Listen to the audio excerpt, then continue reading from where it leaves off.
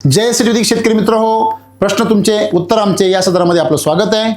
रवी लिपाने यांनी एक कमेंट्स केलेली आहे। सर एससीटी चांगला आहे, मी वापरला आहे, पण त्याला 60% एससीटी आणि 40% रासायनिकचा रिझल्ट चांगला येतो। रवी भाऊ, तुमचं हे जे म्हणणं आहे हे म्हणणं काही अंशी बरोबर आहे आणि बहुतांशी चुकीचं आहे। कशा प्रकारे?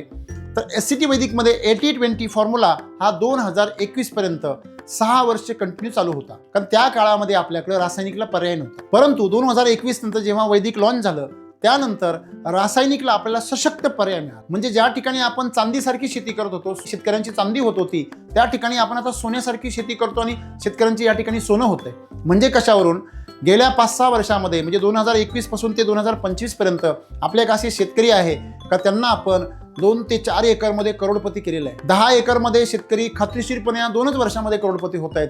तर हे जे चित्र दिसतंय आपल्याला 7 ते 10 गुंठ्यामध्ये 8 गुंठ्यामध्ये शेतकरी 5-5, 6-6 लाख रुपये कमवत आहे वांग्यासारख्या पिकामध्ये। त्यामुळे आपण एक लक्षात घेणं गरजेचं आहे, एससीटी आणि केमिकल ह्या 60-40 किंवा 80-20 फॉर्म्युलामुळे रिझल्ट मिळत असेल, परंतु आपण ते केमिकल बरोबर वापरता म्हणून केमिकल वाऱ्यांबरोबर तुलना करता म्हणून तुम्हाला फायदा वाटतो। तुम्ही जर एससीटी वैदिक 100% वापरण्याबरोबर जर तुलना केली तर तुम्ही आपण खूप मागासलेले आहात असं तुमच्या लक्षात येईल।